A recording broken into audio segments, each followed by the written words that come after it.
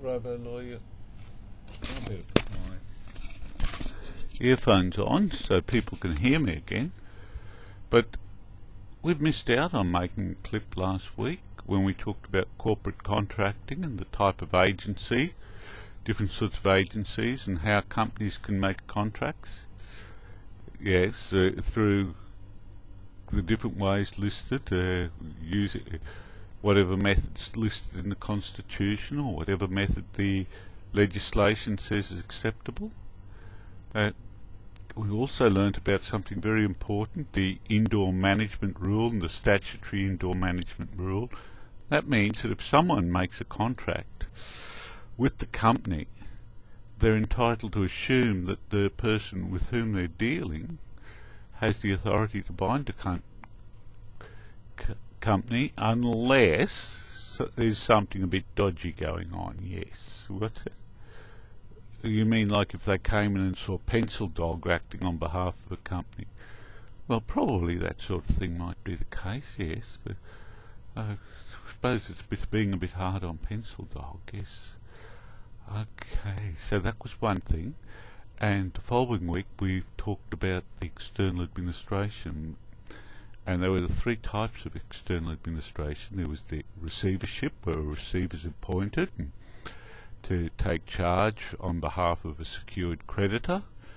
That's although the receiver has certain powers in management, it's not a complete abrogation of powers, but the company puts in receivership after its name when it goes, a receiver's been appointed.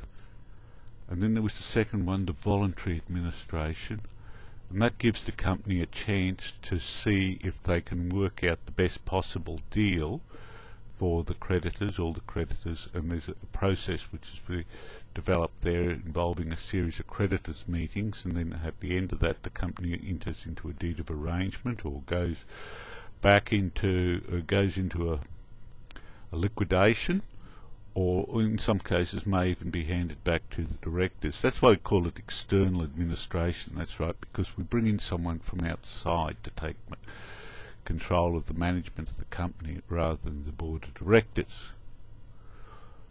And the last one's the liquidation. Yes, it's also called something else. What's it called? Winding up. That's what I'm doing here, winding up this bit of cord. Well, that's not a liquidation. But when we talk about a company being wound up, it doesn't mean they're getting stressed or agitated. It means that a liquidator's been appointed, and the liquidator's job is to take inventory of all the company's assets, so work out the extent of who the creditors are, and then pay off the creditors. If there's any money left owing, it goes to the members. Now, quite often the company's in severe financial difficulty, so there won't be much money left over for the members. In fact, sometimes the company's in such severe financial difficulty that the creditors don't get paid in full.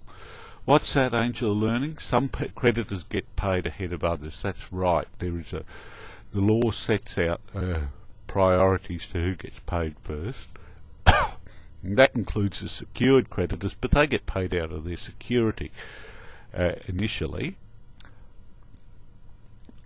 And what else, Angel Learning? Oh, the voidable transactions. Yes, that's a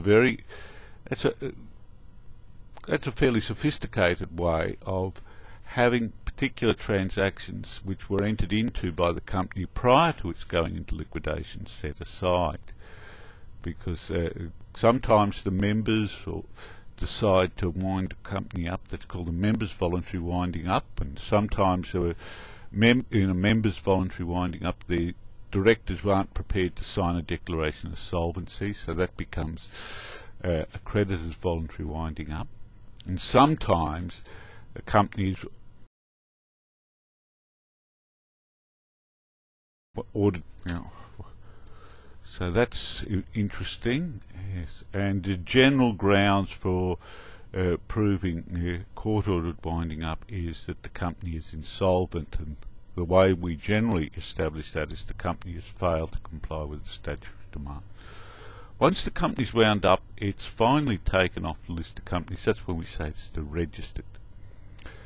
That's right. We have looked at how to make a company, how to set up a company, how a company operates, the responsibilities of the different people in the company, the obligations, duties of directors, the rights of the members, how a company can raise money through debt finance, equity finance, how a company's life is finally terminated through liquidation.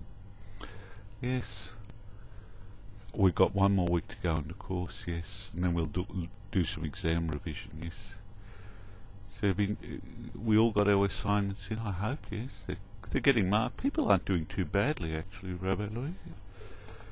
Maybe they're getting smarter or something, though. Okay, well, we'll say goodbye for this week. We'll say goodbye, Robo-Lawyer. Goodbye, Angel Learning. Oh, there's Pencil Dog. Look at that Pencil Dog. Come around here, Pencil. Oh, you look good against the blue background there, don't you? Okay. We'll say goodbye, everyone.